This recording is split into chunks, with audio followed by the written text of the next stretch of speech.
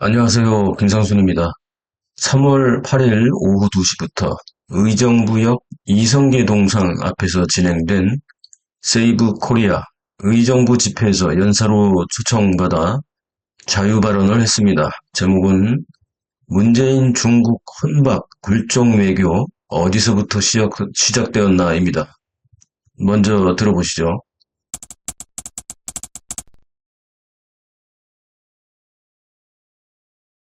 박사님이십니다. 북경대 국제관계학 박사님 김상순 박사님을 모시고 귀한 말씀 청해 듣도록 하겠습니다. 여러분 큰 박수로 맞아주시길 바라겠습니다. 안녕하세요. 네, 좀 전에 소개받은 저는 북경대학 국제관계학 박사를 받은 김상순입니다. 저는 89년에 대만에 가서 대만에서도 사회학 석사를 하고 95년부터 중국에 갔습니다. 삼성 SJ 주재원으로 갔었고요. 오늘은 그러니까 제가 2019년에 들어왔으니까 중국에서 25년 살았습니다. 그러니까 중학교를 30년을 살았고, 국경에서 또 국제관계학, 국제정치, 외교 이쪽 부분을 연구를 했습니다. 오늘 제가 세 가지를 준비했다가 한 가지만 하겠습니다. 아직 분들이 이제 마지막이기 때문에 2분 안에 한 가지만 말씀드리고 끝내겠습니다. 왜 지난번 문재인 정부가 외교 정책을 실패했는지, 우리가 지난 대한민국 역사 중에서 문재인 외교를 우리가 뭐라고 합니까? 종북, 종중, 굴종 외교라고 합니다. 굴종 외교. 여러분 기억나시죠? 왜 그렇습니까? 여러분 2017년 12월 13일부터 16일까지 대통령 문재인이가 3박 4일로 중국을 갔을 때 여러분 기억나시죠? 혼밥 몇 번 먹었습니까?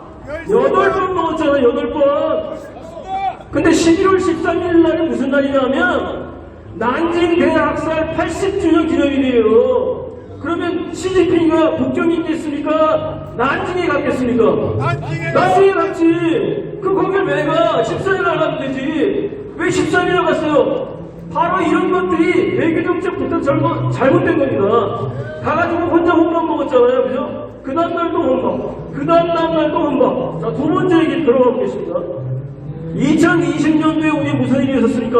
1월부터 중국에서 우한 폐렴이 일어났었죠. 그죠?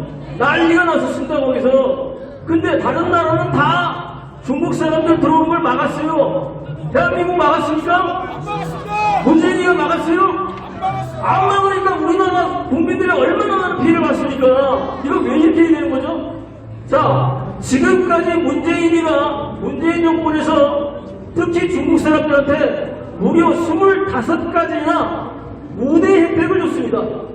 영주금도 주고, 성급권도 주고, 땅 살 때, 집 살 때, 취득세 등등 이거 다 깎아주고, 심지어 운전면허 따는 것도 보조금을 준대요.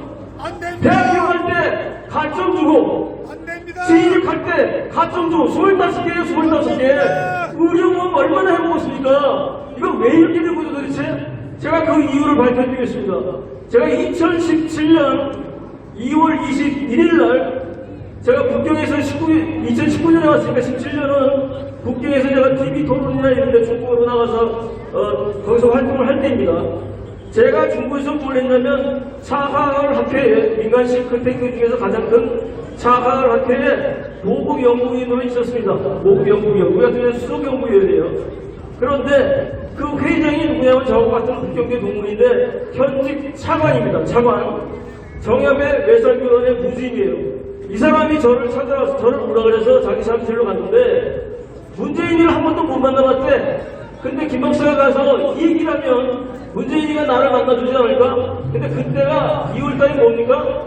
민주당 당내 경선할 때예요. 한 60% 문재인이가 이기고 있었고 안희정이하고 이재명이가 합쳐봤자 문재인을 이길 수가 없어. 그러니까 이미 된 걸로 생각하고 자기가 문재인을 만나야 되겠대. 근데 자기가 직급이 낮으니까 안 만나줄 거 아니에요. 이 얘기만 해봐라. 이게 굉장히 중요합니다. 대선 자금을 얼마든지 무한정 대줄 테니 문재인 나 만나게 해줘라. 그 얘기하면 자기가 안 만나겠냐 이 얘기를 하는 거예요, 저한테. 자, 그런데 저는 그걸 안 했습니다. 2월 21일입니다. 근데 5월 10일 날 어떻게 됐어요? 선관위에서 문재인 당선 발표했잖아요. 근데 5월 10일 날 제가 부팅이 있을 테니까 사흘학교에 홈페이지에 딱 문재인이하고 한동혁이가 사진 찍고 압수한 게 딱 보이는 거예요. 그럼 만났다는 거잖아. 그럼 대선하고 있는데 걔가 문재인이가 부팅 갔겠어요? 그럼 한동혁이가 갔겠지?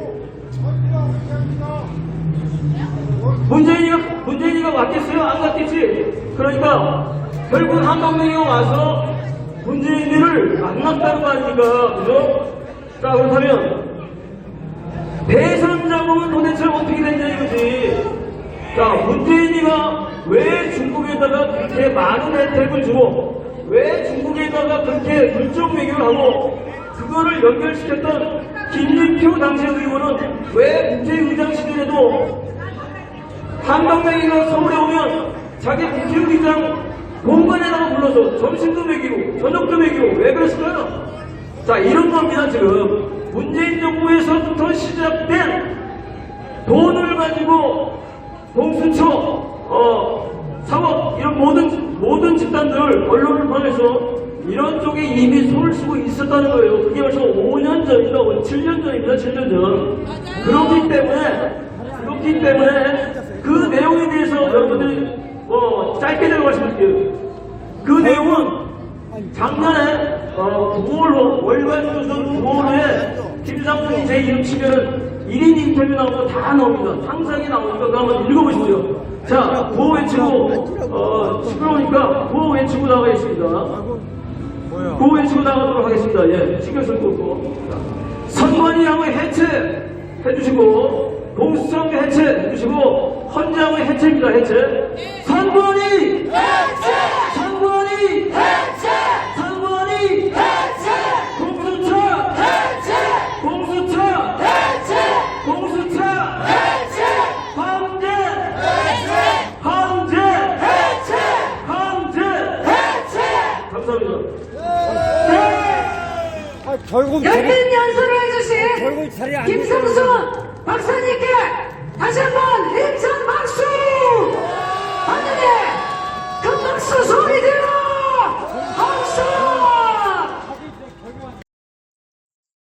문재인 정부는 도대체 왜 중국인들에게 무려 25개가 넘는 각종 특혜를 주었고 우한 폐렴, 코로나가 창궐하여 각국이 중국인들의 입국을 막을 때에도 이를 허용했으며 북경을 방문하여 8번의 혼밥을 먹고 경호원과 기자가 중국 공안에게 얻어 터져도 항의조차 못했을까요?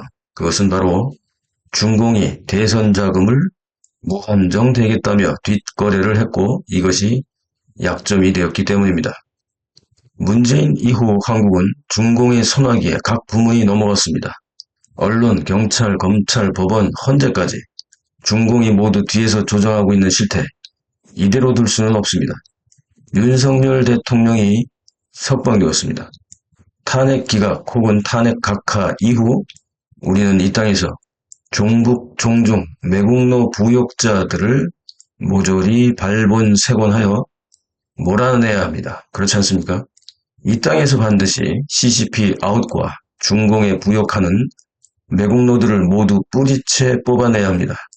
대통령이 석방되었고 조만간 탄핵 기각 혹은 탄핵 각하가 되면 우리는 부정선거 척결과 가짜 국회의원 퇴출 그리고 CCP 아웃을 포함 간첩 색출에 집중해야 합니다.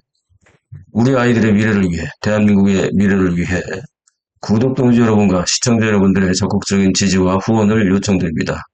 최근 또 그렇습니다. 또다시 김상순 TV 채널에 가해지는 구독, 알림 자동 취소, 노출 대폭 축소 엄청 축소됐고요. 댓글 제한, 좋아요 누르기 제한 등이 또 나타나고 있습니다. 시국 방송하니까 또 계속 이런데요. 지난 5년간 이런 유튜브 알고리즘 체제를 돌파할 수 있도록 했습니다. 잘 안되지만 그래도 좋아요 누르기, 댓글 달기, 특히 SNS 공유하기로 응원해 주십시오. 예, 감사합니다.